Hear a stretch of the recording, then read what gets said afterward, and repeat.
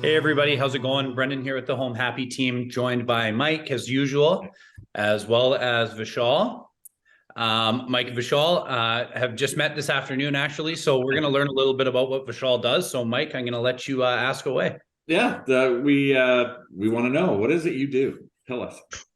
Good question. It's a question I feel like I answer probably multiple times a day, even from my family that don't even know what I do, which is great. But I'm a financial planner, and I know that term is kind of broad and loosely thrown around. But essentially, how I explain what I do is I am the CFO for my clients' lives. So for my clients, every company has a CEO, and they're the ones that set the direction for their lives. Pie in the sky, what we want to do, what we want to accomplish, and that should be the client's goal. But every company also has a CFO that shows you what's realistic and what's not realistic, and what's the most efficient way to get to that. So as a financial planner, that's my job, is to be your CFO. And the way we do that is kind of aligning all the language and confusion and noise out there in the financial world into a plan that's specific for you as a client. And that's probably the simplest way I can explain what a financial planner does. That's good. Yeah, I mean, so many of us, we kind of know we want to do something, but we don't really know how to get there. And so you're the guy that builds that plan. Is that right? That's exactly right. It's funny. People always say that, like, oh, the easiest job is, for me to set a goal and just say, I want to get here. And Vishal, you have the harder job. But I think it's actually the opposite. I think it's actually very hard to set the goals as far as what you want to do. And I find my job the easy one of, it's just the numbers. Okay, you want to get to this goal. This is how we reverse engineer that. And this is, what we need to implement and investments we need to make and, cash flow and budgeting. We'll talk about that later, things like that type. But, that's essentially it. Is I'm going to be your partner in life to make sure that you get to that goal that you set for yourselves in the most efficient way possible. That's great. I got a question too as well, Vishal. When you're talking about setting goals and I mean, I know we're talking financial goals, but do people need like a huge chunk of money to start doing something? Can they start when they're young? What's the right time for someone to talk to you?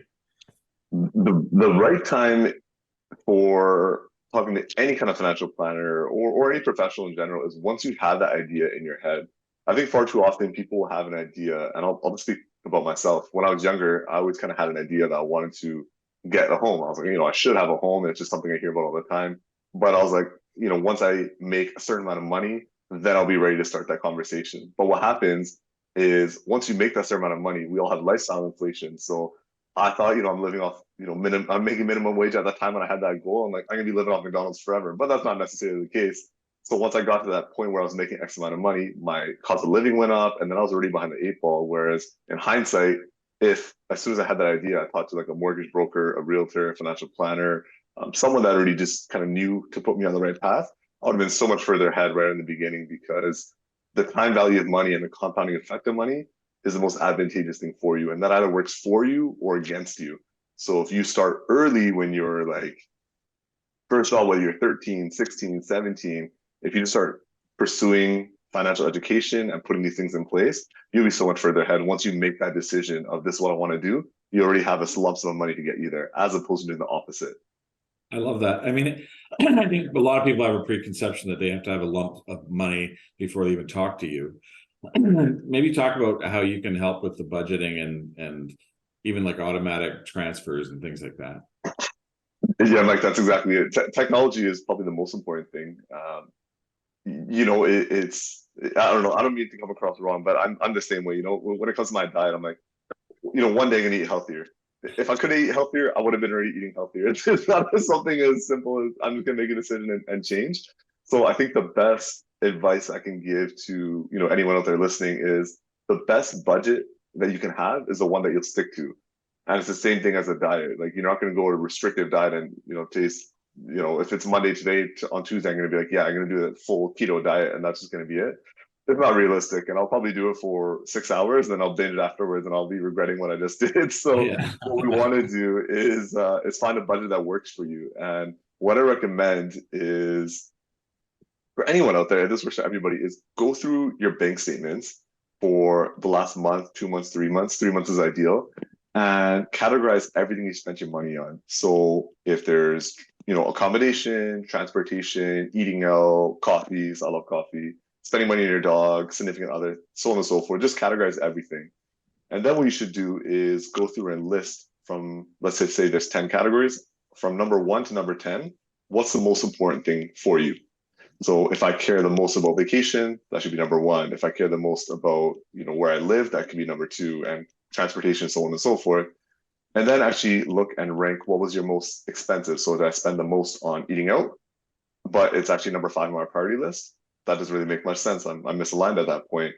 So why I recommend doing that exercise is because, I don't know, I like Brandon, I can ask you guys, do you ever feel guilty like when you spend money and you're like, oh, I shouldn't have spent that money? Yeah, for sure. Always, Yeah. right? But Yeah. you never feel that guilt if it's your most important thing. So if traveling is the most important thing to you, you never feel like guilt when it comes to travel because you're, this is important to me. So I think the guilt and why people fall off budgeting or why they never do budgets or they set it and forget it, those are kind of the 4 things that we see, is because they're spending too much money on things they don't value and they feel guilty about it. No one likes feeling guilty. So then you just walk away, cover your face, and then you never budget again. So what I recommend is do that exercise. It'll help you identify what's actually important to you, spend more money on what's important to you, and cut out the bottom 20% of what's not important to you. And then, Mike, to your earlier point, utilize technology. So every bank, credit union, every app that you have has technology. The olden days of us getting our paycheck in cash and then putting some money in our cereal box, that doesn't happen. But what you can do is utilize technology to automatically transfer money. So if I get paid, I don't even know how much I pay on my taxes. I don't look at it every single time, but the CRA knows because they're taking that automatically. So you should do the same thing when you get paid. Set up with your bank an automatic transfer so that money goes to your savings account or your investment account or your sinking fund for a down payment, whatever your goals are. Have that stuff automated. That's what a financial planner can help you with, as well as setting up all that stuff in systems for you. So then the money that's left over, you can spend it guilt-free on the things that are important to you, and that will be a budget that you can stick to. That's awesome. I think we're going to wrap it there because we're going to go into that in depth in another session. But this is really meant to just be an introduction to financial planning and what it is. I think you've given some great points, Brendan. I think that's perfect, don't you? Absolutely. Sometimes we think we know things until we listen to somebody that really does, and I know that gave me some ideas for sure too. So yeah, I agree. I appreciate it, Vishal. Thanks for hopping on and chatting with us. I know that everybody we know can benefit from having a chat with you. So yeah, appreciate the information and talking with us today. And I appreciate. Yeah, sorry, I was just going to say we'll have your contact info on at the end of the video. Perfect. Thank you, guys. Thank you. We'll talk to you soon.